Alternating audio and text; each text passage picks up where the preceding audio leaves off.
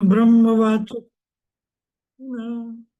सिद्ध चक्रस्य सदबीजं सर्वतः प्रणमाम्यहम्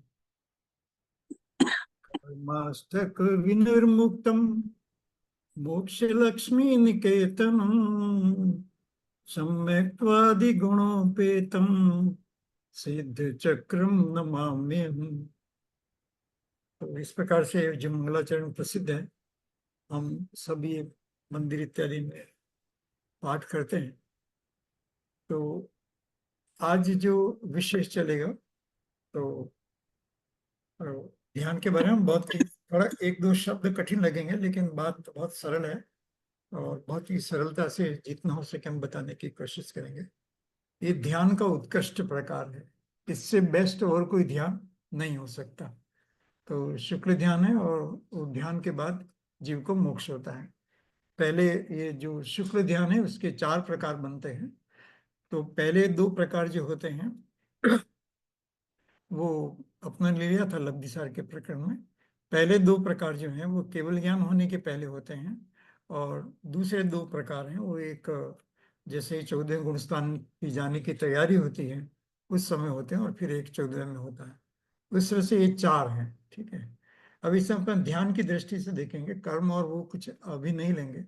ध्यान किसका चलता है, तो एक बेसिक बात आप समझ गए होंगे कि ध्यान में मन वचन काय तीनों का उपयोग चलता है। मन या इंद्रियां, मन और इंद्रियां, उन सबको कंट्रोल में रह करके हम ध्यान करते हैं। और मन में कोई न कोई, इंद्रियों को तो ध्यान में बैठे पद्मासन में हाथ पर हाथ धर करके या खड़े भी हैं, तो इंद्रियां तो वश में नहीं हो रही, मतलब वश में ही है, मन काम करता रहता है। इंद्रियों के वश की बात हम पहले कर चुके हैं जब धर्म ध्यान की बात कही थी। तो 2 चीजें समझने की उसके, जिससे ये चारों ध्यान समझ में आ जाएंगे। एक तो मन वचन काय का संयम और इनका पलटना।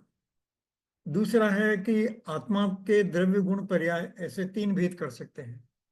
आत्मा एक द्रव्य रूप भी है, मतलब एक टोटल कॉन्सेप्ट है आत्मा का, और एक उसके गुण को अलग अलग करके देखते हैं। किसी भी सब्सटेंस को ऐसे ही समझते हैं, आत्मा के गुणों को अलग अलग करके समझते हैं, और आत्मा की जो पर्याय हैं, मॉडिफिकेशंस या प्रेजेंट फॉर्म्स, डिफरेंट फॉर्म्स, उसको अलग अलग करके समझते हैं। तो ये 2 शब्द है। और तीसरा वो आकार और व्यंजन, उस तरह की अर्थ और व्यंजन, ऐसा एक 2 शब्द का प्रयोग हम पहले भी कर चुके हैं। अर्थ का मतलब होता है मीनिंग, कोई शब्द है उसका मीनिंग, और व्यंजन का मतलब होता है उसको आकार से समझना।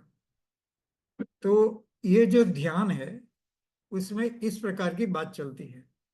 ठीक है, या तो वो द्रव्यगुण पर्याय के बारे में सोचा, क्योंकि आत्मा का ध्यान कर रहा है तो द्रव्यगुण पर्याय के बारे में सोचेगा, या फिर विचार में मन वचन काय का कितना उसमें योगदान है, या उससे हट करके कैसे आत्मा का ध्यान कर रहा है उसकी बात चलेगी। या फिर वो किसी शब्द के अर्थ में विचार में डूब जाता है, जैसे अनंत ज्ञान है, अनंत दर्शन, ये शब्द हैं। अब उस शब्द की गहराई में जीव चला जाता है और मन भी उसमें लग जाता है, वचन कंट्रोल हो जाते हैं, और शरीर भी क्रियाओं को ध्यान न देकर उसमें चला जाता है। और बाद में मन वचन काय की जो लास्ट में बात चलती है कि उन सब का अभाव करके जीव को मोक्ष हो जाता है। तो ये 2-3 शब्द हैं, बस इसके आधार से अपन सारी चर्चा करेंगे। तो देखिए, 4 भेदों में पहला जो भेद है, यहाँ तक कर लिया था, थोड़ा सा इंट्रोडक्शन लिया था, आज भी इंट्रोडक्शन टाइप ही चलेगा। ये सरल भाषा है, यहाँ पर 1-2 शब्द हैं, बाकी तो सब सरल है। शुक्ल ध्यान के 4 भेद होते हैं। देखिए, आर्त ध्यान के 4 भेद, रौद्र ध्यान के 4 भेद, धर्म ध्यान के 4 भेद, और शुक्ल ध्यान के भी 4 भेद ब्रॉडली। तो यहाँ पर भी शुक्ल ध्यान के भी 4 भेद होते हैं। ठीक है, अब ये एक का नाम है पृथकत्व वितर्क।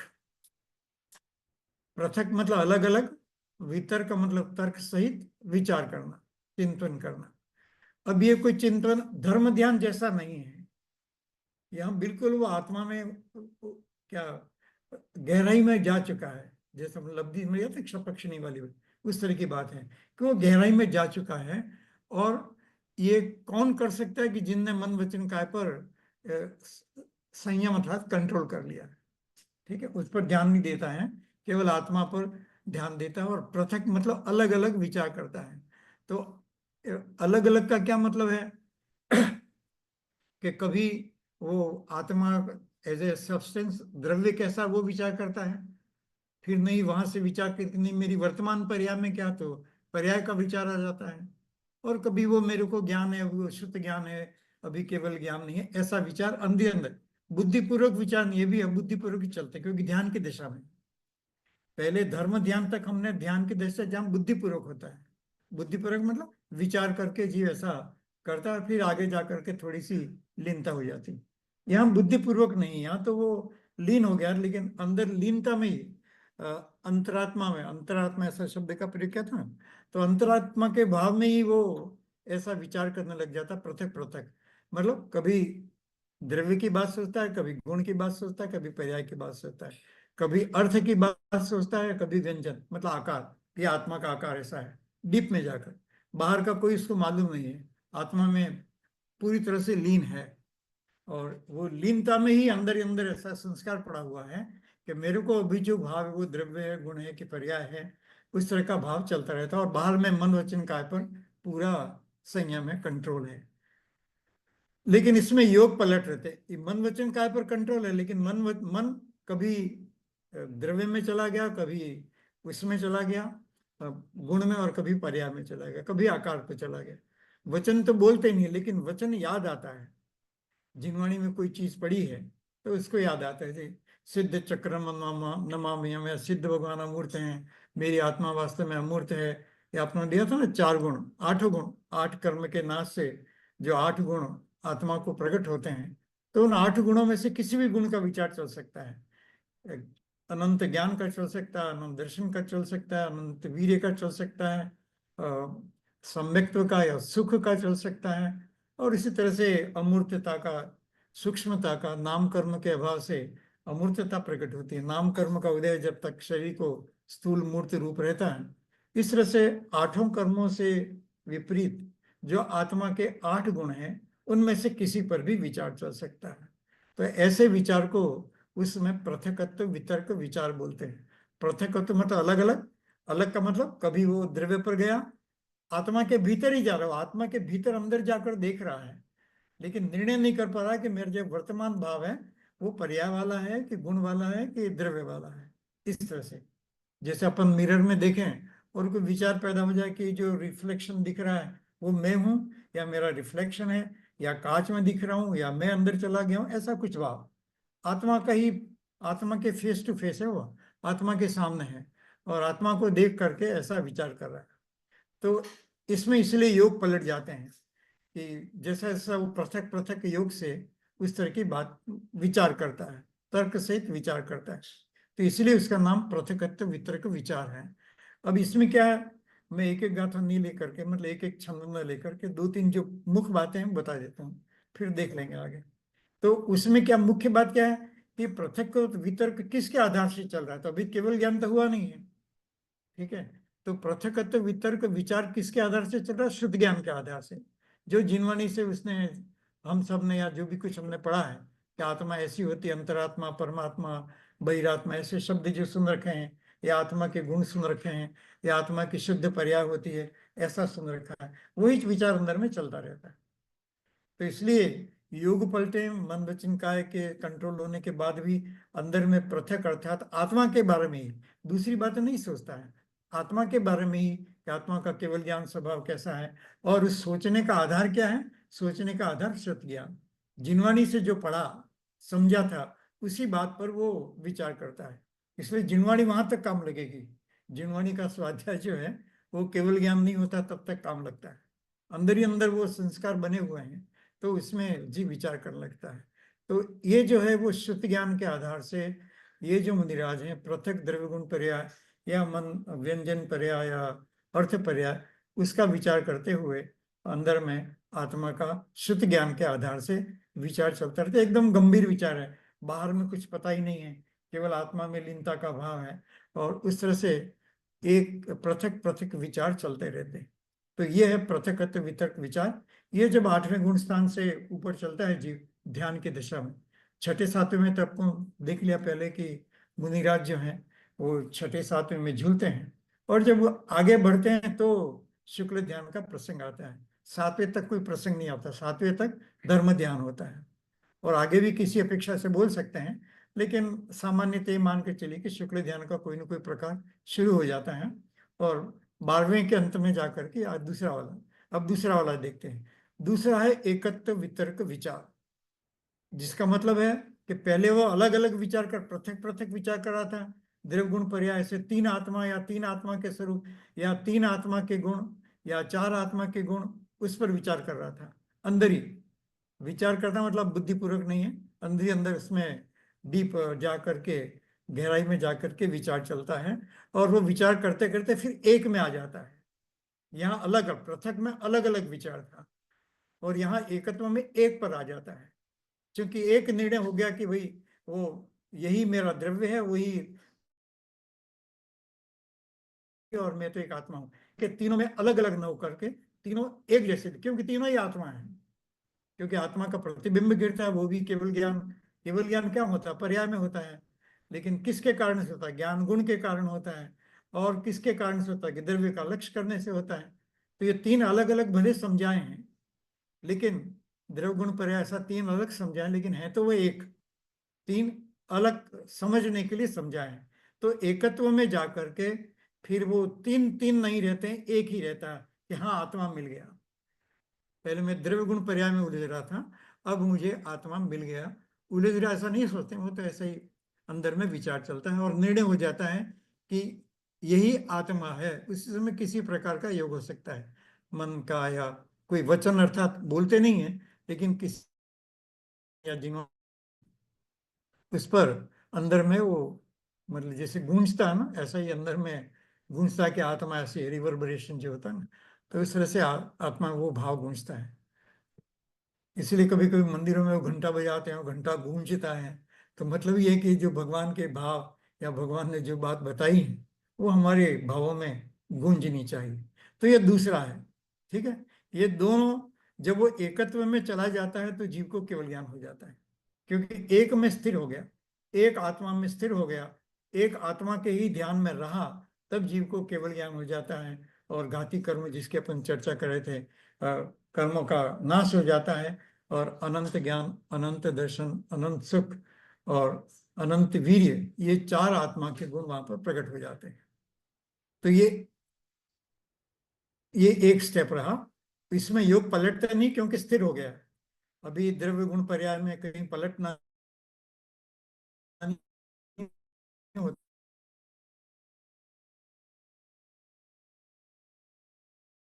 होता है, स्थिर हो गया है। और योगी जिस योग में रही है वो मैं नहीं हूं, मैं तो एक आत्मा हूं, ऐसा किसी भी लक्ष्य से, जिनवाणी की बात से ये बात हो सकती है। तो क्लियर है ये जो बातें कही, कि पहला जो शुक्ल ध्यान, शुक्ल मतलब उत्तम ध्यान, पवित्र ध्यान, सफेद ध्यान, बिना राग द्वेष के, राग द्वेष का जिसमें अभाव हो जाता है, ऐसा शुक्ल, कषाय का अभाव हो जाता है, ऐसा जो ध्यान है, उस ध्यान को शुक्ल ध्यान कहते हैं।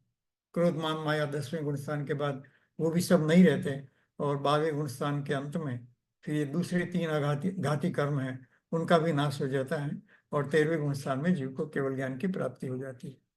तो ये एक प्रोसेस है। ठीक है, चलिए आगे लेते हैं। अब दूसरा प्रोसेस, अभी तीसरा शुक्र ध्यान, दूसरा प्रोसेस मतलब केवल ज्ञान के बाद। केवल ज्ञान हो गया, भगवान को या आत्मा को केवल ज्ञान हो गया। हो सकता है थोड़े ही समय आत्मा केवल ज्ञान स्वभाव में रहे, या हो सकता है वर्षों तक रहे, नहीं, हजारों वर्षों तक रहे। क्या 8 कम 1 कोटि पूर्व इतनी मनुष्य क्या ये 1 करोड़ वर्ष पूर्व हो सकती है? तो 8 वर्ष की अवस्था में यदि केवल ज्ञान हो जाए, तो इतने लंबे समय तक भी जीव केवल ज्ञान में रह सकता है।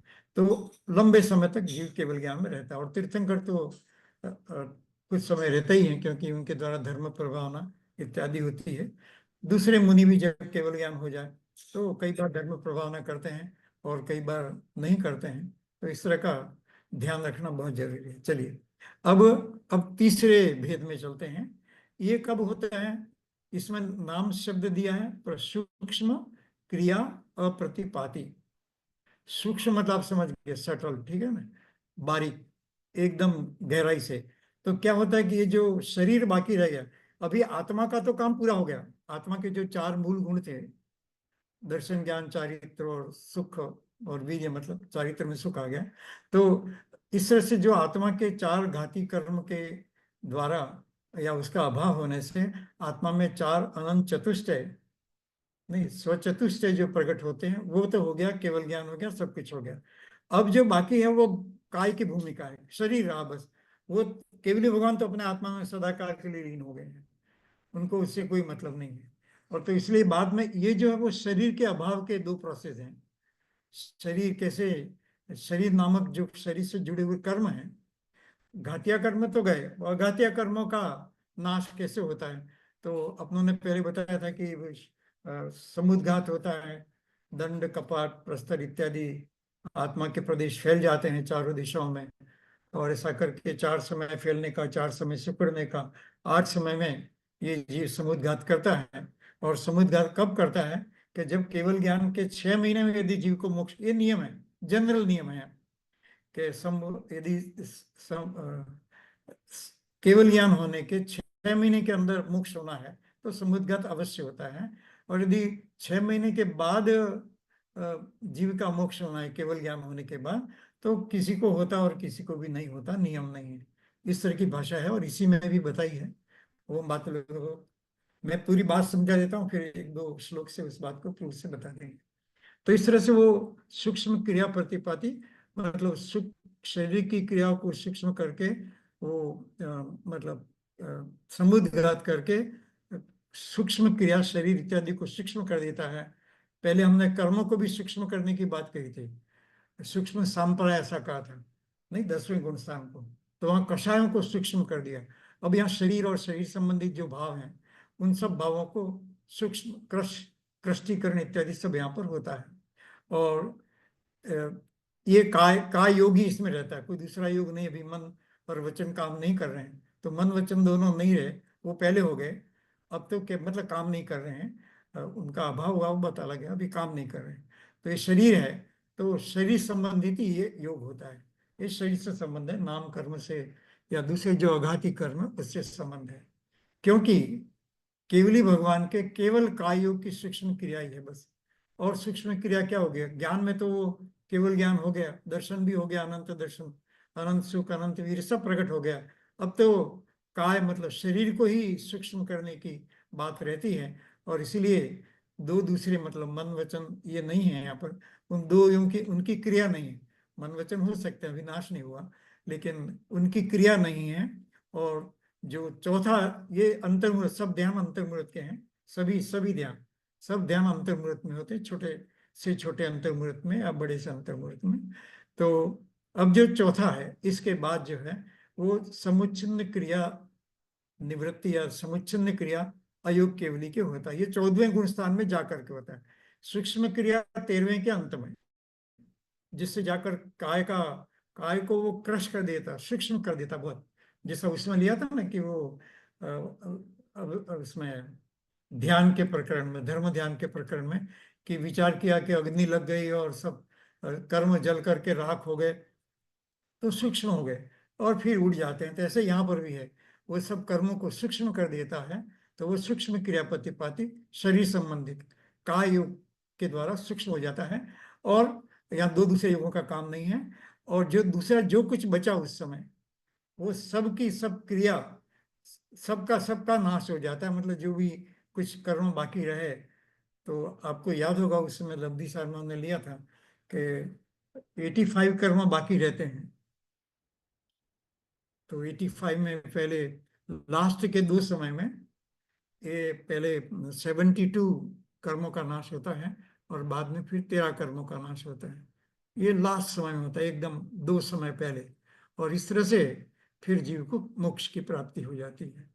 ये समुच्चन क्रिया निवृत्ति का मतलब है कि सब जो कुछ भी बाकी रह गया, उन सब की भी क्रिया से निवृत्ति लेकर के जीव अयोग केवली गुण स्थान में, मतलब 14वें गुण स्थान में, आपको काल भी बताया था कि 5 अक्षर बोलते हैं और आई से रील वैसा करके 5 जो शब्द बोलते हैं, उसमें जितना समय लगता है उतने समय में जीव को मोक्ष हो जाता है। बस इतने ही समय 14वें गुण स्थान में रहता है। क्योंकि केवली भगवान के अयोगिक योगों की क्रिया नहीं है। सहयोग दशा में तो योग है, इसलिए 13वें गुण स्थान को सहयोग केवली बोलते हैं। और यहाँ योग नहीं, योग मतलब मन वचन का, मन वचन का कोई काम बाकी नहीं रहता है। और इसलिए सहयोग केवली को योग वाला क्यों कहा? क्योंकि उनके मन वचन काय होते हैं, यूज नहीं करते हैं, लेकिन पड़े रहते हैं, कर्म तो है, नाश नहीं हुआ है। और यहाँ पर उसका भी नाश करके शरीर संबंधित सब मन वचन का सबका नाश होकर के सदा काल के लिए शरीर से निवृत्ति लेकर के अनंत काल तक विदाउट एनी बॉडी सिद्धशिला में विराजमान रहते हैं। तो ये बेसिक कॉन्सेप्ट है ध्यान का।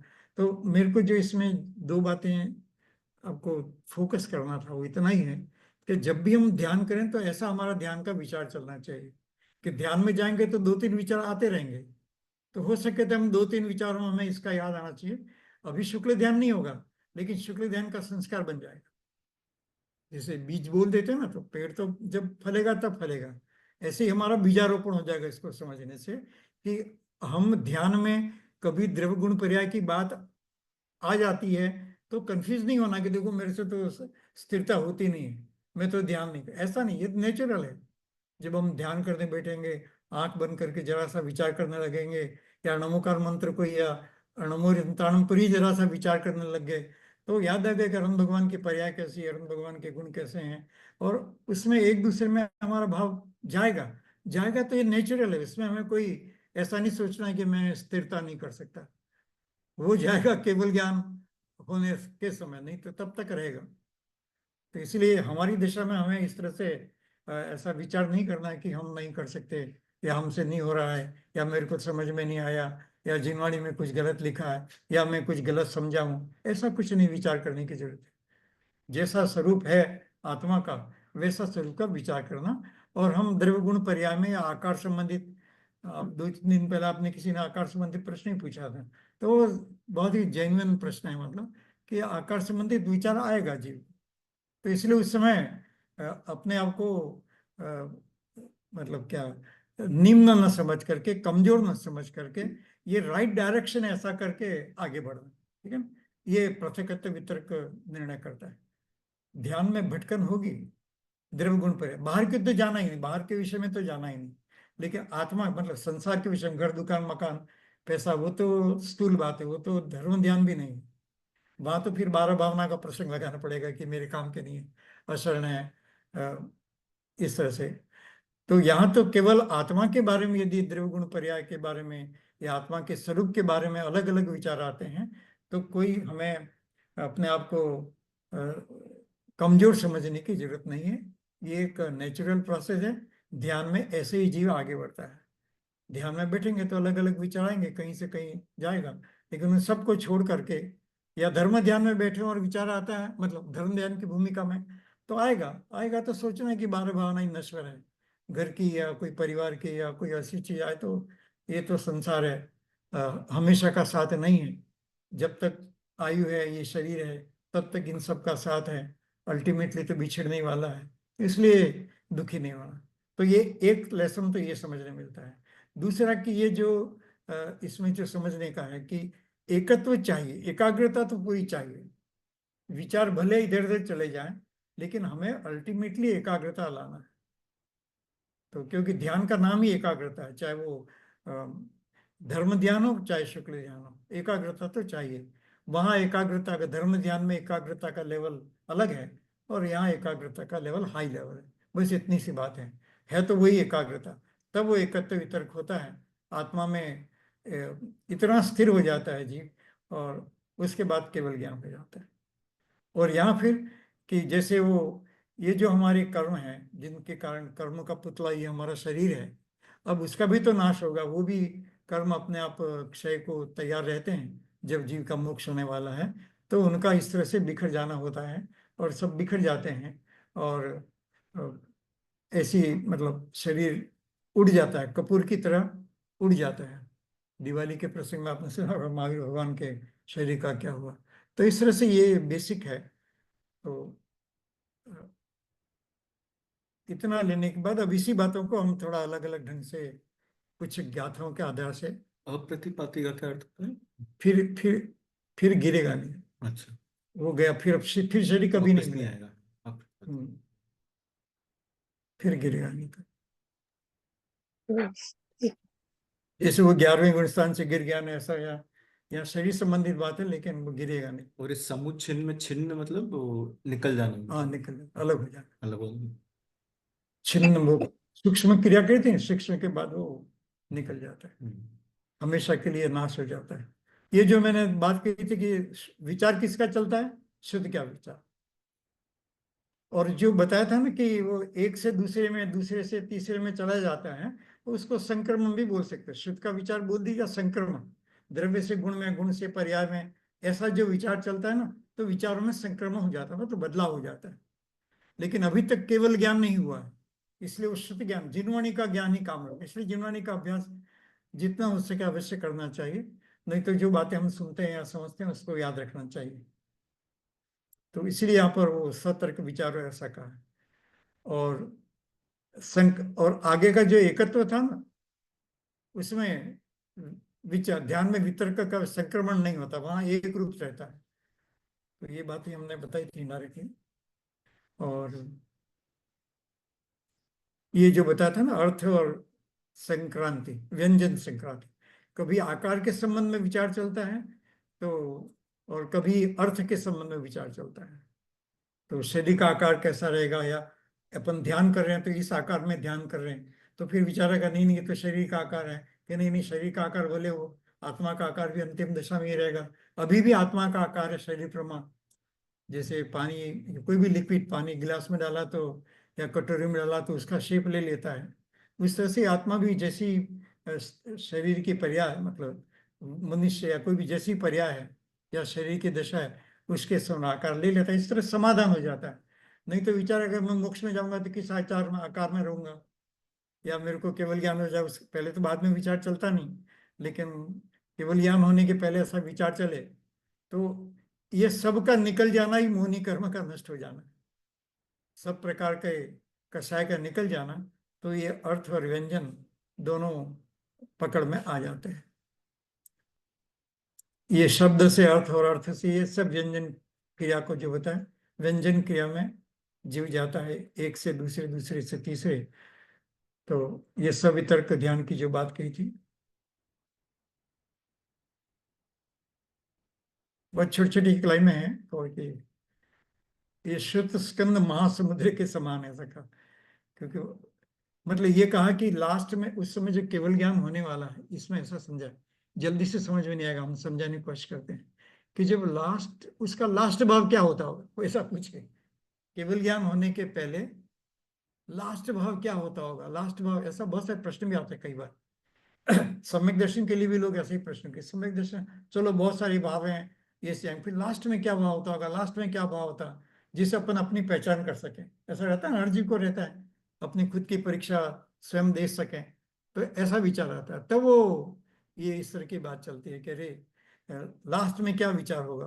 कि उसमें यहाँ पर आचार्य ने समाधान किया है कि शास्त्र तो महासमुद्र है, और उसमें से कोई बात आ जाएगी, कुछ कह नहीं सकते कि यही होगा लास्ट थॉट, आत्मा के बारे में होगा, लेकिन लास्ट यही थॉट होगा, अन्य कोई थॉट नहीं होगा, ऐसा नहीं कर सकते। वो जिनवाणी संबंधित या आत्मा संबंधित कोई भी विचार हो सकता है। द्वादशांग शास्त्र के महासमुद्र में किसी भी एक अर्थ को लेकर के हो सकता है। तो इस तरह से कोई भी विचार जीव को आ सकता है, शब्द में भी जा सकता है, एक शब्द से दूसरे शब्द। ये सब पृथक की बात थी। लास्ट में कोई भी मतलब जिनवानी का भी विचार आ सकता है। जिनवाणी की बात का, हाँ, जिनवानी की बात का वही। हाँ बराबर है।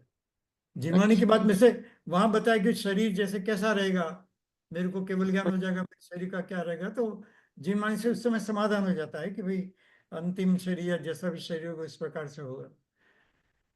या मैं सिद्धशिला में कैसा रहूंगा, तो अमूर्त होगा। ऐसा प्रश्न आ सकते हैं आत्मा के संबंध में ही, दूसरे तो आने का सवाल ही नहीं है। नहीं, वो तो छूट गए। हाँ, पर अब उसमें से कौन सा आएगा, 8 कर्म है ना, तो 8 कर्म संबंधित कोई भी विचार आ सकता है, ये कहना है। कोई एक कर्म, फिर वो एक कर्म, क्योंकि वो उसकी उलझन है, तो जैसे ही वो सुलझ जाती है तो एकदम केवल ज्ञान हो जाता है। हम्म। मतलब हमारे जैसे विचारों के नहीं है, लेकिन क्योंकि सारी जिनवाणी एक ही बात को बताती है कि तू आत्मा है, तू परमात्मा है, वही तो बताती है। तो हाँ परमात्मा के संबंध में कोई प्रश्न चल रह सकता मन में किसी एक अपेक्षा से, और किसी एक अपेक्षा से जब मन में प्रश्न चल रहा हो और उस प्रश्न का समाधान हो जाए तो बस सब प्रश्नों का समाधान हो गया, दूसरा तो पहले से ही क्लियर था। हाँ। उस तरह से तो इसलिए वो ये बताया कि अंतिम विचार क्या होगा अपन कुछ कह नहीं सकते, और इस तरह से सारी बात बताई है। फिर ये एकत्व ध्यान की बात बताई कि फिर विचार अलग अलग नहीं होते, एक हो जाता है और एकत्व पूर्वक ध्यान होता है। ये पृथकत्व एकत्व की तुलना की है, वही जो हमने बताया है। ये लिखा था ना, एक द्रव्य, एक अणु, एक पर्याय, किसी एक में विचार ठहर जाता है, और जब वो विचार ठहर जाता है तो एकाग्रता पूर्ण हो जाती है। नहीं तो इधर उधर द्रव्य गुण पर्याय में जा रहा था, इधर उधर मतलब आत्मा में ही, आत्मा के द्रव्य गुण पर्याय में विचार चल रहा था। तो इससे हमको समझना है कि हमारी एकाग्रता कितनी चाहिए, वो हमारा टारगेट है, चाहे इस जन्म में हो कि अगले जन्म में हो। तो वो हमारा लक्ष्य होना चाहिए, तो कभी न कभी अवश्य हो जाएगा। ध्यान की अल्टीमेट अवस्था क्या है उसका ख्याल इनमें बताया है, मतलब उसका एक आइडिया यहाँ पर दे रखा है। तो इस तरह से ये दोनों के होने के बाद विचार थम जाते हैं और जीव को केवल ज्ञान की प्राप्ति होता है। ये बस इसी केवल ज्ञान के बारे में कहा, सम्मत लोकालोक सब जानने में आ जाते हैं, जीव महान दशा को प्राप्त करता है, और सब धर्मेंद्र, सब सो इंद्र आकर के ऐसे अनंत परमात्मा या तीर्थंकर हैं तो उनकी महिमा करते हैं। और शुक्ल ध्यान के ऐसे प्रभाव से अल्टीमेटली जाकर के, अभी मान लो थोड़े समय बाकी भी रह गया समोषण इत्यादि के बाद, तो मोक्ष लक्ष्मी को प्राप्त करके धर्म के चक्रवर्ती होते हैं। तो इस तरह से एक बार अनंत दशा को प्राप्त किया तो वो सिद्ध दशा को अवश्य ही प्राप्त किए। और बस यही बता, अनंत पा करके सिद्ध परमेष्टि होते हैं। सिद्ध बनने के लिए अनंत बनना जरूरी, चाहे अंतर्मुहूर्त के लिए बने, भले सीधा बन गया हम बोल सकते हैं, लेकिन वो अनंत की, अंतर्मुहूर्त भी अनंत बिना बिना सिद्ध परमेष्टि नहीं होता। इसलिए पहले केवल ज्ञान होता है, चार घाती कर्म का नाश होता है, और उसके बाद जैसे पांडवों को जला दिया या किसी को ऐसा उपसर्ग में मोक्ष में जाते हैं, तो एक अंतर्मुहूर्त के लिए भी अनंत दशा तो आती है, फिर सिद्ध दशा आ जाती है। तो ऐसा नियम है। तो इस तरह से वो छोटे एक सेकंड के लिए भी आएगी, लेकिन आएगी। और फिर अनंत दशा प्रकट हुई तो फिर बस इस तरह से चार घाती कर्म के नाश होने से भगवान पना प्रकट हुआ। अब ये जो बात चल रही थी सूक्ष्म क्रिया अप्रतिपाती, अर्थात वो जो घाती मतलब अघाती कर्मों के संदर्भ में बताया था, सब कुछ होने के बाद जब भगवान का अंतर्मुहूर्त बाकी रह जाता है तब ये प्रोसेस सूक्ष्म क्रिया तीसरा जो ध्यान है प्रारंभ होता है। मतलब जीवन का अंतर्मुहूर्त बाकी रह गया है तो उस समय ये समुद्घात इत्यादि होता है। और ये जो बताया था ना, 6 महीने की आयु हो और केवली हैं तो अवश्य ही समुद्घात करते हैं, और जो 6 महीने से अधिक आयु रहते हैं वे केवली हुए, वो समुद्घात में विकल्प रूप है। विकल्प रूप मतलब हो भी सकता है और ना भी हो, किसी को होगा किसी को नहीं होगा, उनके कर्मों के आधार पर है। कर्म का क्या आधार है कि जो दूसरे कर्म है, 3 कर्म है, वो आयु कर्म के समान नहीं है, तो दूसरे कर्मों को आयु कर्म के समान करते हैं। आयु तो एक अंतर्मुहूर्त बाकी रह गई, लेकिन जैसे नाम कर्म है या गोत्र हाँ कर्म। गोत्र कर्म है या सातावेदनी कर्म है, वो लंबे समय वाले हों, हजारों वर्ष के भी होते हैं, सागरोपम भी हो सकते हैं मान लीजिए, तो उनका वो फिर इक्वल कैसे होंगे। तो कैसी गणित की जबरदस्त प्रोसेस है कि कितना ही बड़ा नंबर हो, वो जो कर्म के परमाणु हैं वो सिकुड़ करके उतने अंतर्मुहूर्त में आ जाते हैं। तो ये प्रोसेस होता है, इसलिए उसको समुद्घात इत्यादि कहते हैं। तो समुद्घात की क्रिया आपको जैसा लिया था, दंड की तरह फैलता है, फिर कपाट की तरह खुलता है, फिर फैलता है, और इस तरह से चौथे समय में सारे लोक में पूर्ण हो जाता है, और फिर रिवर्स प्रोसेस। ऐसा करके भगवान ये समुद्घात में करके जीव सब कर्मों को इस प्रकार से नाश करता है जो बाकी रह गए। वेदनीय, नाम और गोत्र, ये 3 कर्म थे ना, देखिए साफ लिखा ना, वेदनीय, नाम और गोत्र कर्मों की स्थिति आयु कर्म से अधिक हो तो लोग पूर्ण अवस्था में उनकी स्थिति आयु कर्म के अनुसार कर लेते हैं। तो ये अंत में जाकर लोक पूर्ण जो दशा है उसमें जीव के ऐसा हो जाता है। और फिर बाद में वो सूक्ष्म काय योग जो भी बताया था, काय का कृष्टीकरण और सूक्ष्मता प्रकट होती है। और सूक्ष्म काय योग में स्थित क्षण मात्र में वचन और मन संबंधी जो है, पहले पहले देखिए कितना साइंटिफिक आप सोचे थे, पहले शरीर जाता होगा या पहले मन वचन की एबिलिटी वो चली जाती होगी। तो यहाँ बताया कि पहले वचन और फिर मन की एबिलिटी चली जाती है, मतलब, और उसके बाद शरीर पूरा सूक्ष्म क्रिया प्रतिपाती से, मतलब हाँ, तीसरी सूक्ष्म क्रिया अप्रतिपाती ध्यान में इस तरह से होता है। और चौथे में जो बताया कि अंत के समय में वही जो बताया था 72 प्रकृति, 72 और फिर 13 अंत के समय में अयोग गुण स्थान में साक्षात निर्मल दशा समुच्छिन्न क्रिया नामक चौथा शुक्ल ध्यान प्रकट होता है। वहां पर 72 और 13 होगा आगे। अंत समय में 13 प्रकृति, ठीक है ना, 13 प्रकृति का नाश करके तत्काल ही सारा विलय हो जाता है, बिल्कुल हमेशा के लिए वो दशा बदल जाती है, जीव सिद्ध दशा को प्राप्त करता है। यहाँ पर उसी बात को फिर रिपीट किया, 4 दिन वही बात है, बस एक ही बात है आगे। अच्छा, इन दोनों का कंपैरिजन किया हम। अब फिर कहते हैं कि उसके बाद आत्मा स्वभाव से ऊर्ध्वगामी, मतलब ऊपर चला जाता है, ठीक है। आत्मा नीचे रह ही नहीं सकता क्योंकि कर्म ही नहीं, कर्म के भार से इस संसार में रहता है। जैसे ही कर्म शून्य हो गए, कर्म का अभाव हो गया, तो फिर जीव ये संसार में रह नहीं सकता। आत्मा का स्वभाव ऊर्ध्वगमन करने का है और इसलिए ऊंचा चला जाता है। और आकाश के ऊपर भाग में जाकर के, मतलब लोक के ऊपर भाग में जाकर के, जहाँ हमको सिद्धशिला, प्रागभार या जो भी भूमि का नाम है, अष्टम वसुधा, वहां पर जाकर के ठहर जाता है ऊपर जा करके, क्योंकि इसके बियॉन्ड धर्मास्तिकाय का अभाव है, ठीक है ना। 6 द्रव्य उसमें एक धर्मास्तिका है जिसके निमित्त से जीव भ्रमण करता है, और परमाणु भी एक जगह से दूसरी जगह जाते हैं, तो वहाँ धर्मास्तिका का ही अभाव है।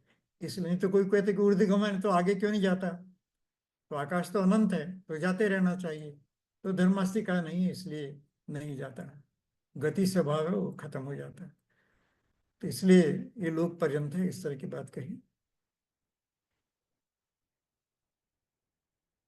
बस ये सब गुण प्रकट होते हैं, जो 8 गुण हैं, तो इसमें अत्यंत आबा बाधा रहित, अतीन्द्रिय और अपने स्वभाव से ही सुख उत्पन्न होता है।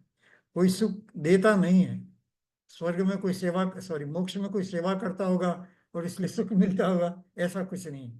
आत्मा में ही सुख के झरने झरते हैं और तभी उसका आनंद लेता है। प्रांजल प्रदेश प्रदेश में पीयूष झरने झर रहे हैं, अमृत के झरने जैसे झरते हैं, वैसे सारा सिद्ध भगवान को होता है।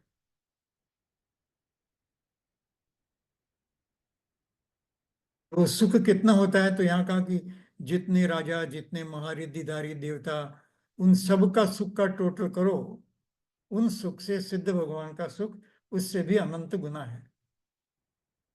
पहले कभी सुना होगा, नहीं सुना तो बराबर सुन लीजिए। इस जगत में, लोक में जितने चक्रवर्ती राजा, क्योंकि उनका तो सुख जबरदस्त होता है, और भी दूसरे राजा, सबका सुख लिख ऐड कर दिया अनंत काल से अब तक, ऐड करते जाएंगे, और भविष्य वालों का भी ऐड कर लीजिए, और इस तरह से स्वर्ग में इंद्र इत्यादि जो टॉप मोस्ट हैं उन सब का, और फिर आगे ऊपर अवमिंद्र और उन सब का, उन सब का सुख का टोटल करें, नहीं इम्पॉसिबल है टोटल करना, लेकिन कल्पना है, उससे भी सिद्ध भगवान का सुख, एक समय का सुख अनंत गुना है। देखिए क्या लिखा, अतीत काल में जो सुख भोगे हैं समस्त देव और मनुष्यों ने, अतीत काल में जो सुख भोगे और जो सुख महारिद्धियों से उत्पन्न हुए हैं और मन को प्रसन्न करने वाले, और जो सुख आगामी काल में भोगेंगे, पूरा अतीत, पूरा पास्ट, अनंत पास्ट और अनंत फ्यूचर, उन सब सुखों को अनंत गुने, अनंत से गुणा करें, तो जितना सुख आएगा वो भी अनंत होगा, लेकिन सिद्ध भगवान का एक समय का सुख उससे भी अनंत गुना है।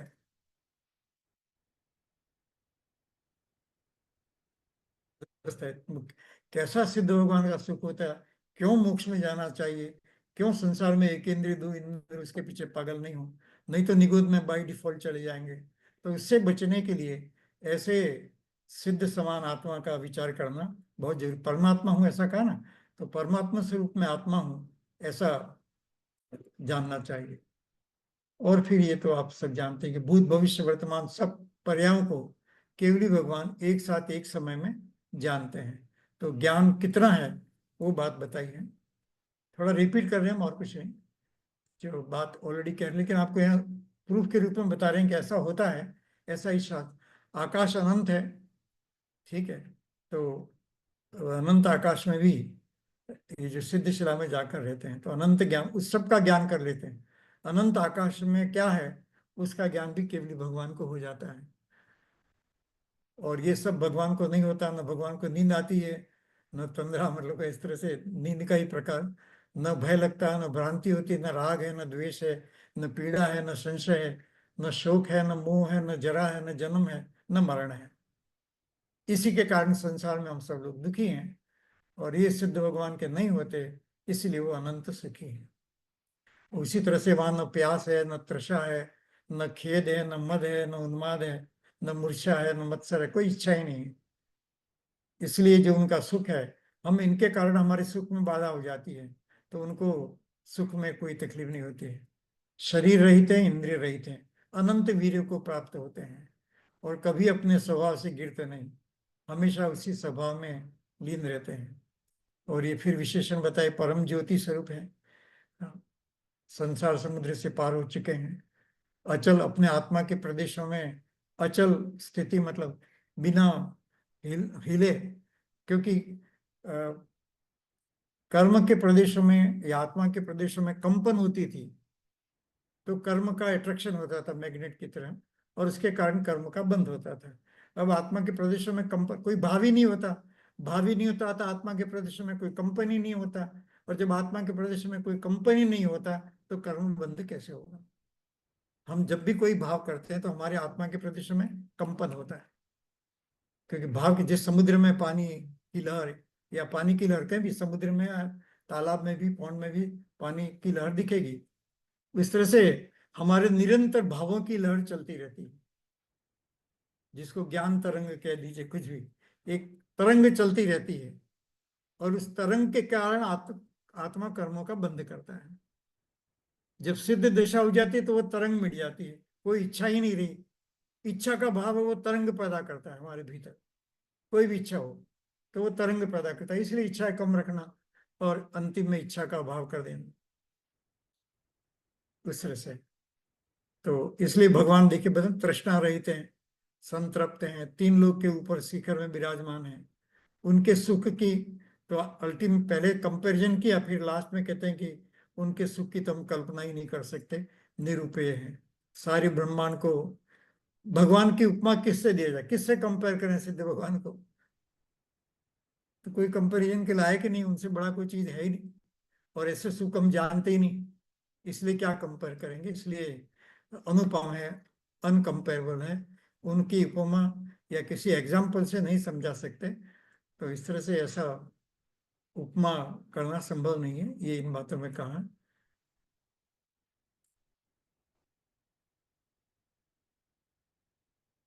वो शक्ति और व्यक्ति की जो बात चली थी, यहाँ समाधान किया है कि पहले भी ये गुण थे आत्मा में, पूर्व में शक्ति रूप से थे, अब सब प्रकट हो गए।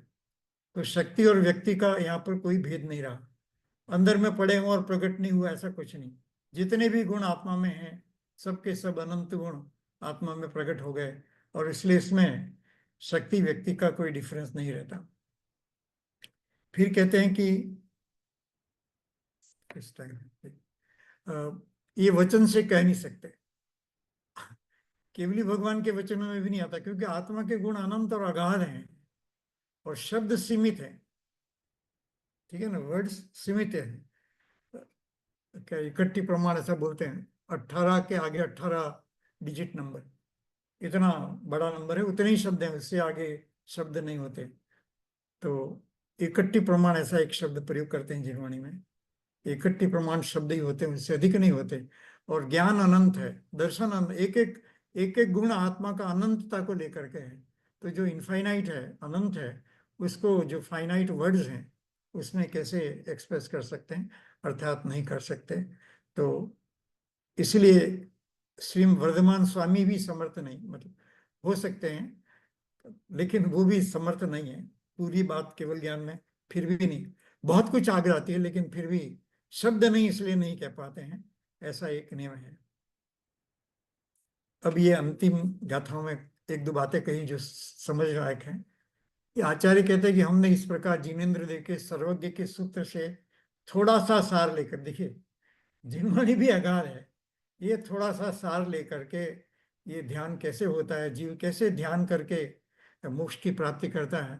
तो हमने भी पिछले 6-7 दिन में, 8 दिन जो भी हुए, ध्यान के प्रसंग में ये बात बताने की कोशिश की कि ध्यान किस तरह से होता है, कैसे कैसे स्टेजेज आती हैं। लेकिन ध्यान होता है एक में एकाग्रता करना, चाहे किसी प्रकार की एकाग्रता हो। पहले धर्म ध्यान में अलग प्रकार की एकाग्रता है और यहाँ पूर्ण आत्मा में एकाग्रता है। लेकिन एकाग्रता उसका नियम है, उसके बिना ध्यान नहीं होता। सो यह शास्त्र विद्वान मुनियों के बुद्धि रूप समुद्र को बढ़ाने के लिए लिखा। देखिए ये सब शास्त्र हम भी आपस में जो चर्चा कर रहे हैं आज या 10 दिन से जो भी चर्चा की, उसका भाव भी यही है कि वो जो भाव है ना हमारे भीतर जागे और वो भाव हमारे में बढ़े, सीमित न हो जाए, वो बढ़ता रहना चाहिए। और बढ़ते रहने के लिए जरूरी है कि आप थोड़ा थोड़ा पढ़ते रहें। इस पोजीशन में कम से कम ऐसा तो जरूर निर्णय कर लेना चाहिए कि कम से कम आधा घंटा तो मैं जरूर पढ़ूंगा, और नहीं तो नहीं पढ़ पाए तो वीकेंड में कम से कम 1-2 घंटा इस पर जरूर ध्यान देंगे। ऐसा तो हर जीव को अपने ही मन मन में निर्णय करना चाहिए। जिनवाणी पढ़ना ही एक उपाय है और कोई उपाय नहीं है। नहीं तो आजकल भ्रमित करने वाले लोग बहुत हैं। इसलिए आजकल इतना ग्रुपबाजी हो गया है कि हम किसी पर भी विश्वास नहीं कर सकते। ये प्रवचन सार में लिखा है, टोडरमल जी में लिखा है और कई शास्त्रों में लिखा है। ये पंचम काल में किसी भी बात पर विश्वास नहीं कर सकते, हमें खुद निर्णय करना पड़ेगा जिनवाणी पढ़ करके कि क्या सच है।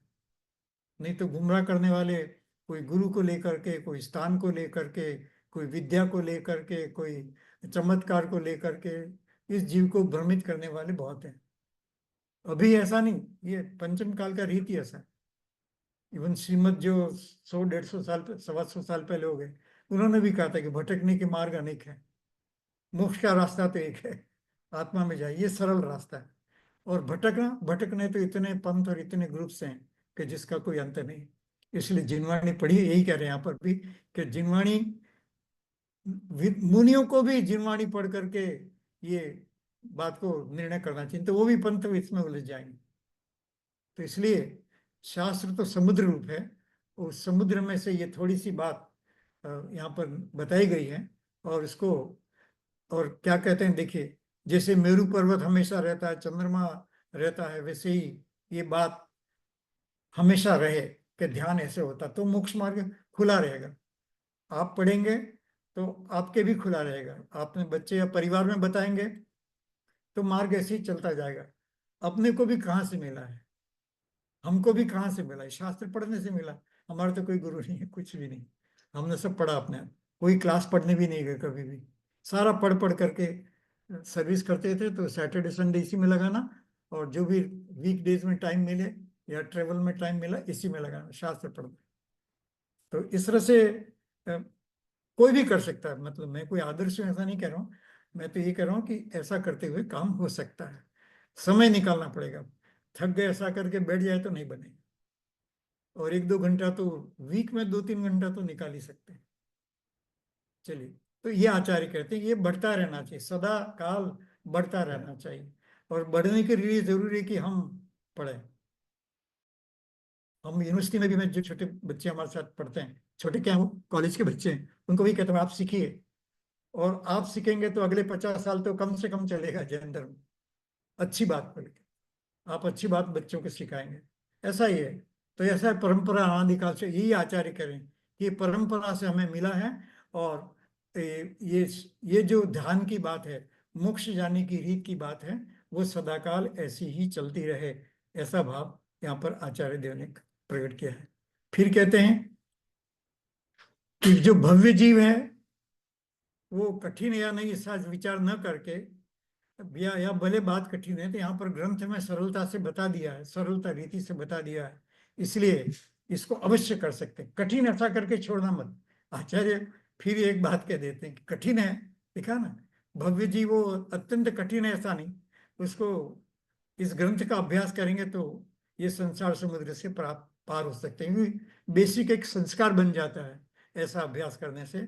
और इस तरह से अब अंतिम में किसी को प्रश्न चले कि हम तो मुनि नहीं हैं, हम तो गृहस्थी हैं, हमें कैसे हो सकता है, आप झूठा बोल रहे हो, या कोई ऐसा प्रश्न, या मेरी आप ऐसा ही हौसला बढ़ाने के लिए बोल रहे हो, तो ये अंत में देखिए इस प्रकार इस शास्त्र की महिमा बताया।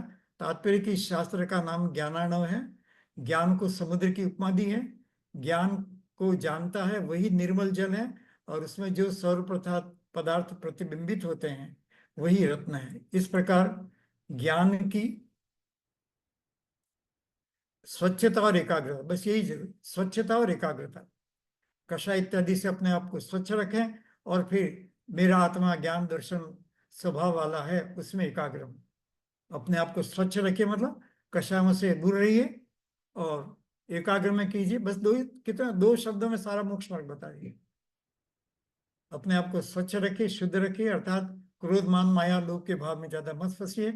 होंगे, केवल ज्ञान नहीं होगा तब तक होते रहेंगे, लेकिन उनको लो लेवल पर रखना वो हमारा काम है। नहीं, वो बताया ना, पत्थर की रेखा, जमीन पर रेखा या पानी में रेखा, मतलब इस तरह से कषाय एकदम नहीं मिटेगी, हमारे तो मिट ही नहीं सकते, ऐसा करके निराश होने की जरूरत नहीं है, नहीं मिटेगी, धीरे धीरे मिटेगी। लेकिन हम क्या कर सकते हैं, जो कषाय की तीव्रता है उसको डाइल्यूट कर सकते हैं, उसको कम कर सकते हैं। कई बातों में तो जो हमारे मतलब की बातें नहीं है, वहां तो संजलन पानी की रेखा की तरह कर सकते हैं, जो हमारे मतलब की नहीं है। और जो मतलब के जैसे जॉब है इत्यादि, तो उनको भी ज्यादा न उलझ करके जितना आवश्यक है उतना ही काम करके समय ले सकते हैं। पढ़िए, चलिए। इस कारण इस शास्त्र का नाम ज्ञान समुद्र रखा।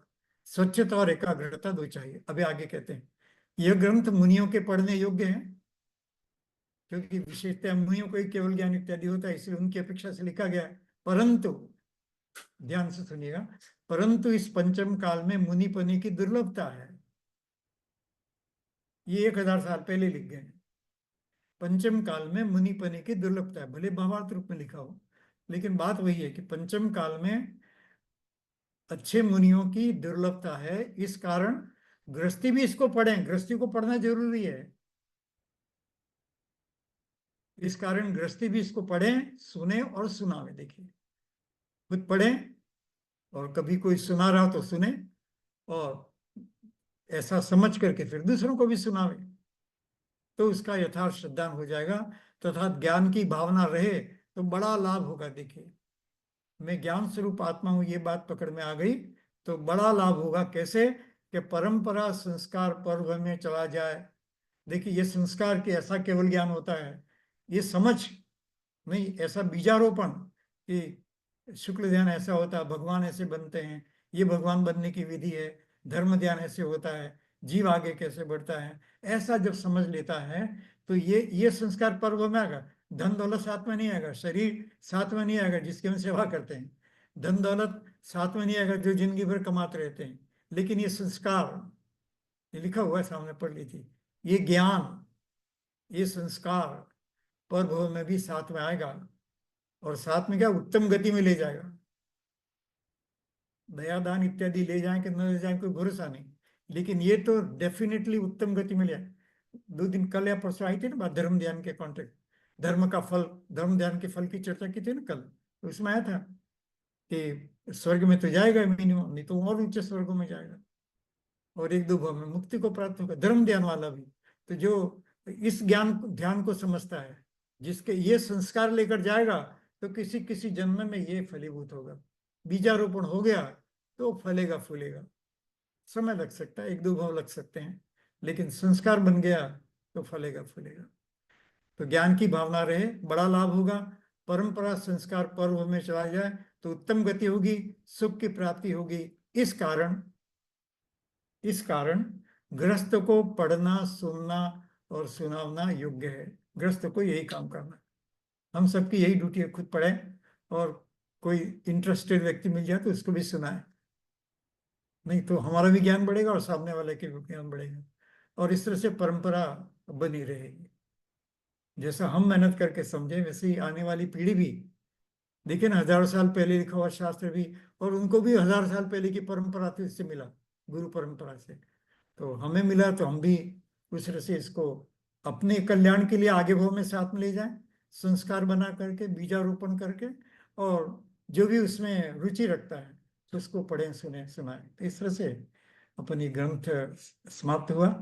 ज्ञान समुद्र बता दिया, राग द्वेष को दूर करके, अपनी शक्ति को संभाल करके, ठान क्रिया, मतलब ठान लो, निर्णय कर लो कि मुझे ये करना है, तो अवश्य होगा। सुतत्वों को धारो, अच्छी बातों को ग्रहण करो। अच्छी बातें मतलब मोक्ष जाने की बात, कर्म का नाश कैसे होता है, ये अच्छी बात है। दूसरी धर्म के नाम पर बहुत क्या ढकोसला और ढोंग वोंग बहुत होता है आज के युग में, कभी भी होता है। आज के युग में क्या, अनादि से होता है। तो इसलिए सच्चे धर्म की पहचान करके उसमें लगना, वही हमारा कर्तव्य है। आप सब इस प्रकार के ज्ञान को समझें, पढ़ें, स्वाध्याय करें। ये ग्रंथ भी सर्कुलेट कर दिया है, आप जब कभी भी पढ़ सकते हैं। कोई प्रश्न हो तो कभी हमें भी पूछ सकते हैं, कोई बात नहीं है।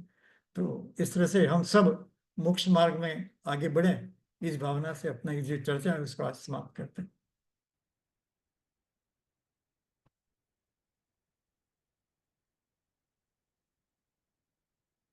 कोई प्रश्न हो तो ले लेते हैं। सुनने से तो चलता है, कहीं पढ़ नहीं पाए। सुनने से भी बात नहीं बनती है। एनफ नहीं है, सुनना अच्छी चीज है, मतलब सुनना अच्छी चीज है।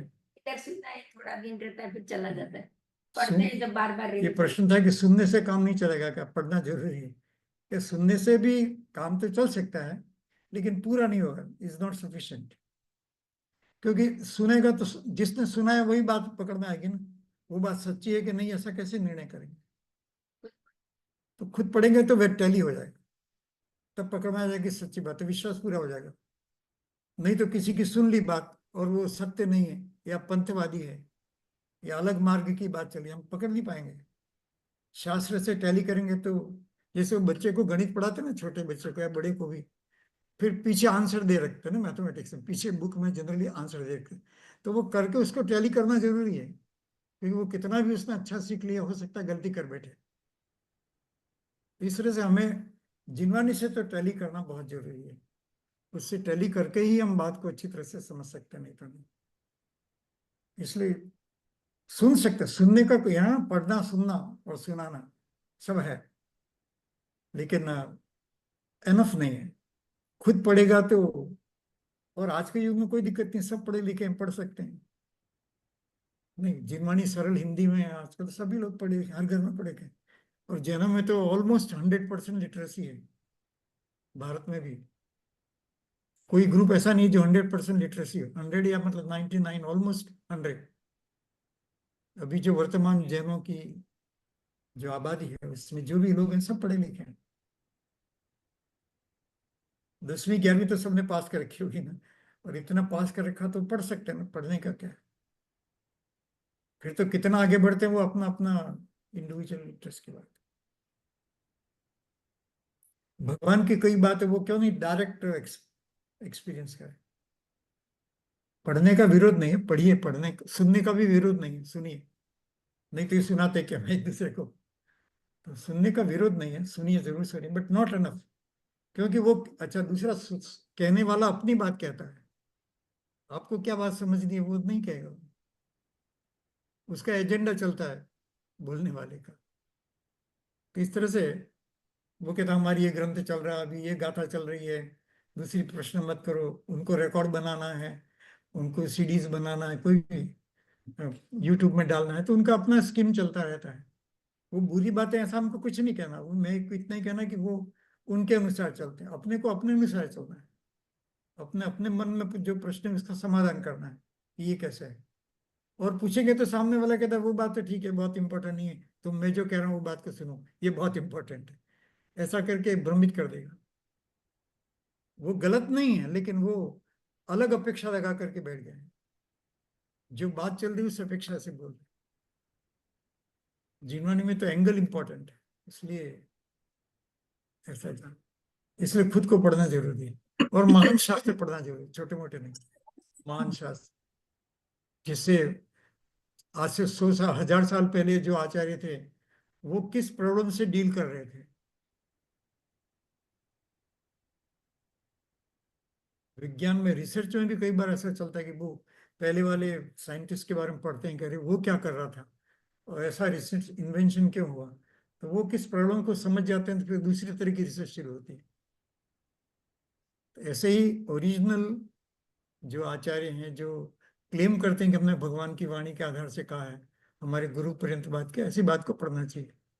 आएगी समझ में, 2 बार 3 बार पढ़े जरूर समझ आएगी। कोई चीज ऐसी नहीं जो समझ नहीं सकते।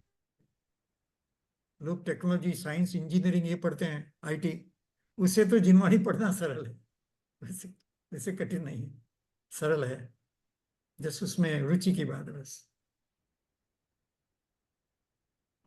10 दिन में आपने ध्यान का स्वरूप इतनी सरलता से समझा दिया। अब हम सबको कोशिश करनी है कि आगे बढ़ के उसको समझें। बिल्कुल ऐसा ही भाव रखना चाहिए सबको, बराबर। कभी 1-2 घंटा निकालिए और पढ़िए, क्या है, इतना तो निकाल सकते हैं ना। थोड़ा आधा घंटा कम सोइए, क्या फर्क पड़ता है किसी दिन। नहीं, निकालना ही चाहिए। हाँ, निकालना ही चाहिए, और निकल जाएगा।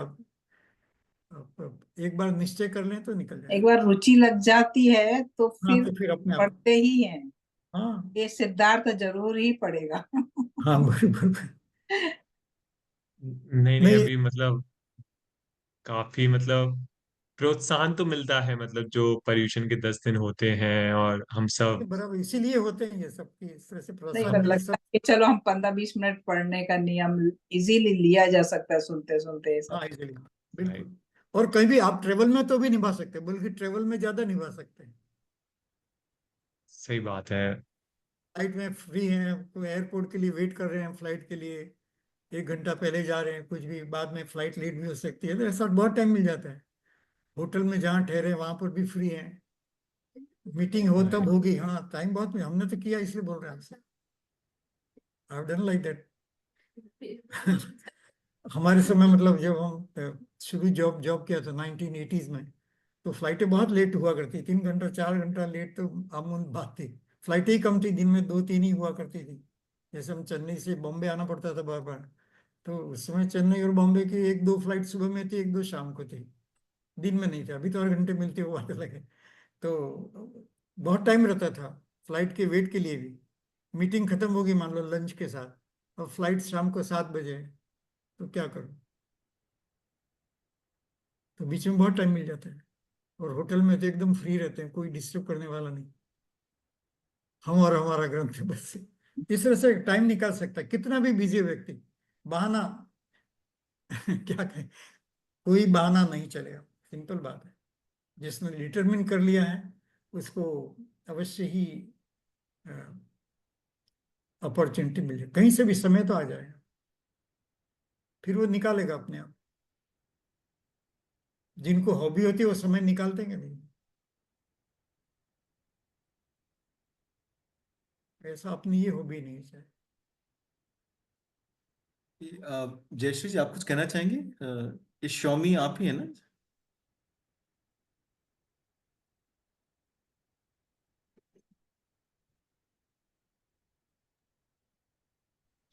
या ओके। कैसा लगा आपको कुछ? हाँ, बहुत मुझे हिंदी इतना अच्छा नहीं आती है। हम्म। हम कन्नड़ बोलते हैं, कन्नड़ बैंगलोर से। अच्छा अच्छा अच्छा, ओके ओके। इतना बहुत अच्छा लगा आपका, मैं रोज सुनती रहती थी, हाँ हाँ, बहुत अच्छा लगा। हाँ चलिए, अच्छी बात है, बहुत हाँ अच्छा। हाँ। अभी तो मेरा भाई का लड़का भी वो उधर तोडरमल में सिखाया था। अच्छा, उसका बहुत नाम अच्छी बात। हाँ हाँ, सुधर्म मुडलगी, बेलगाम से है। आपको मालूम है अच्छा क्या? अच्छा। नहीं, उसका नाम सुधर्म मुडलगी। हाँ होगा, जरूर जरूर। हाँ वो भी अभी शास्त्री है, छोटा सा शास्त्री, बेलगाम में बहुत कुछ करता रहता है वो भी। ओ बहुत अच्छी बात, बहुत अच्छी बात है। हाँ वो महावीर भवन है ना, आपका हाँ मालूम होगा। हाँ हाँ सुना उसका, है। हाँ यूथ मेंबर है सब वो लोग, वही अच्छा। सब देखभाल करता है उसका। ओ, बहुत अच्छा, बहुत अच्छा। हाँ अभी तो एक विलेज में वो मुनि का निवास भी बन रहे हैं वो। ओहो। भूतरायन हट्टी इसमें एक विलेज है इधर नियर, बेलगाम नियर। अच्छा अच्छा इधर भी वो कर रहे हैं, अभी तो चल रहा है अच्छा अच्छा। कंस्ट्रक्शन। हाँ मुनि निवास बन रहे हैं वो। Okay okay. नहीं हाँ बहुत अच्छा, बस धर्म के मार्ग में लगे रहना चाहिए इधर से। हाँ, कुछ समझा नहीं ना। नहीं, धर्म के मार्ग में लगा रहना चाहिए। हाँ हाँ वो बहुत उधर हाँ ही सीख के आया है वो, शास्त्री जी हाँ। बन गया अभी। नहीं नहीं, बहुत हाँ अच्छा, बहुत अच्छा है। जीवन हाँ सफल हो गया। ओके। शास्त्री कोर्स कर लिया जयपुर से तो बात तो समझ में आ गई। अब आगे हाँ कितना या बढ़ेंगे वो अपने पर डिपेंड करता है। हाँ ये भी सब जैन धर्म का सब, ये बहुत अच्छा अ, ये स्पीच भी देता रहता है उधर, ओहो। छोटा छोटा सा। हाँ देखिए, आपकी बात सुन करके हमको बहुत अच्छा लगा कि देखिए कितनी सुंदर बात है। हाँ ओके ओके धन्यवाद। बहुत अच्छा, बहुत अच्छा, वेरी गुड। आपको जय सीक्रेट ग्रुप में जिनेन्द्र। आते होंगे पता है।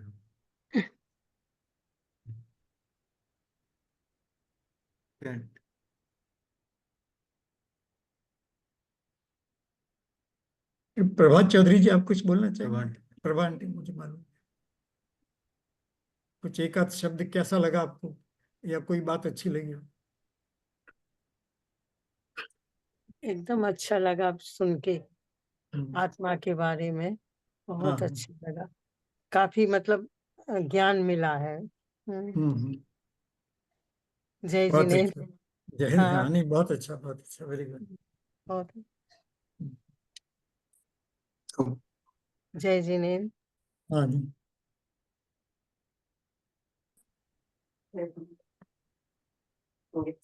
तो आपने दोनों की दोनों जो किताबें इस बार दो दो ग्रंथ जो कराए हैं, ज्ञान आर्णव और अपना लब्धि सार, बहुत अनयूजुअल है। तो हाँ नॉर्मली कोई किसी के हाथ लगता ही नहीं है। हाँ, ये तो बहुत ऐसा अच्छी ही तरह है। से। और ज्ञान आर्णव तो जिससे नैन ने मेरे को भेजा, तब से उसको पढ़ना चालू किया। बहुत गजब की किताब लिखी है। हाँ मैंने यही प्रकरण पढ़ रहा था मैं।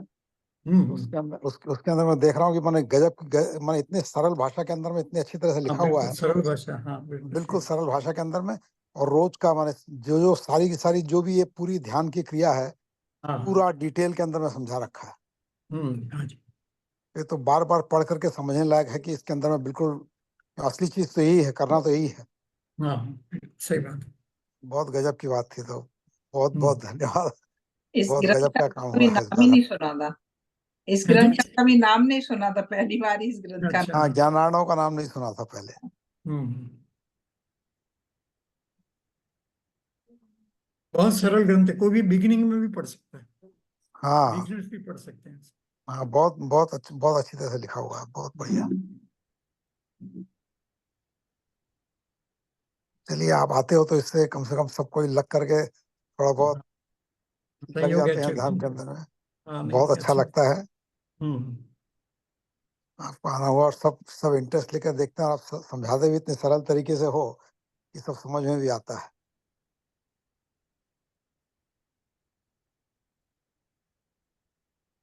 अंकल समझाने जी का मैं भी तरीका। बस, हाँ हाँ बोलिए। नहीं नहीं, बोलो बोलो। समझाने का तरीका ही मैं बोले सबसे ज्यादा हाँ है। इतनी सरलता से कठिन बात को समझाते हैं कि इंटरेस्ट भी बना रहता है और समझ में भी आती है। हम्म। नहीं तो ये चीजें है बड़ी कठिन है कि लोग बोर हो जाए और कौन सुने, ध्यान ध्यान ध्यान, आत्मा आत्मा। लेकिन आप बहुत ही ज्यादा अच्छे से समझाते हैं। अंकल जी काफी मोटिवेशन मिला, मतलब तो 2 पर्यूषण किए मैंने अभी सिंगापुर में, और काफी मोटिवेशन मिला सीखने का, करने का। मैं ये तो नहीं कहूंगा कि मैं पढ़ रहा हूँ, मैं कुछ पढ़ा नहीं मैंने नहीं, उसके बस अलावा, रुचि लेकिन पैदा होनी चाहिए, वही है ना, फिर रुचि रुचि, पैदा। हाँ वो अच्छा लगता है मुझे सुनना समझना, वो इतनी जरूर। समस्या, एक बार रुचि जागृत हो गई तो अपने आप चलता रहता है। ठीक बात। थैंक यू अंकल जी। थैंक यू समथिंग, बहुत अच्छा लगा आप सब सुन। चलिए सर। ठीक है भाई साहब, चलो जय जिनेंद्र। स्तुति की तरह जय लेते हैं। जय जिनेंद्र। जय जिनेंद्र। भाई 1 मिनट आरती कर। हाँ नहीं, बहुत अच्छा लगा मेरे को भी, बहुत ही अच्छा लगा। ऐसा मतलब इतना सरल स्वभाव से समझाते हैं और आप खुद ही इतने सरल स्वभावी हैं कि ऐसा ही लगता है आप तो हमारे हर पोजीशन में अगर आ जाएं तो हमारा तो बस, हम तो इंडिया में सबको यही बोलते हैं हमारा पोजीशन तो और अच्छा जा रहा है। उन लोग को लगता है यार इंडिया में लोग क्या कर रहे हैं सिंगापुर में, हम बोले हमारे तो बहुत बड़े विद्वान है यहाँ पर। तो बहुत ही अच्छा समझाते हैं, तो बहुत अच्छा लगा, चलिए, बहुत अच्छा लगा। हाँ नहीं नहीं, बहुत अच्छा, धन्यवाद और आते रहिएगा आप। जय जिनेंद्र। नहीं, हाँ अच्छा नया नया है तो हमको भी बहुत लाभ मिलता है और आप जरूर हाँ आइए। सही बात। बहुत हम्म में बहुत बहुत कुछ मिलता है समझने के लिए। हाँ नहीं, अच्छी बात। आप सबको रुचि है तो वही बड़ी चीज है बस। नहीं नहीं, आप जैसे लोग मिले तो रुचि तो और बढ़ती है। ठीक है, हमको एक हाँ, दूसरा स्तुति लेक्चर भी इसमें कर लेते थोड़ा हैं। टाइम। और ठीक है ठीक है भाई साहब, जय जय जिनेंद्र। चलो जय जिनेंद्र जिनेंद्र भाई साहब। जपो जब दिन दिन रहे, रहे ज्योति ज्योति शरणा शरणा करे, करे स्वामित्व स्वामित्व स्नेह जावानी जावानी के ज्ञान ते सुझे लोग भगवानी मस्तक मुस्तादे ठोक। जय जिनेंद्र। जय जय जय जिनेंद्र जी। जय जय आते रहे हो आगे। जय जय जिनेंद्र। जय जय जिनेंद्र। जय जय जिनेंद्र।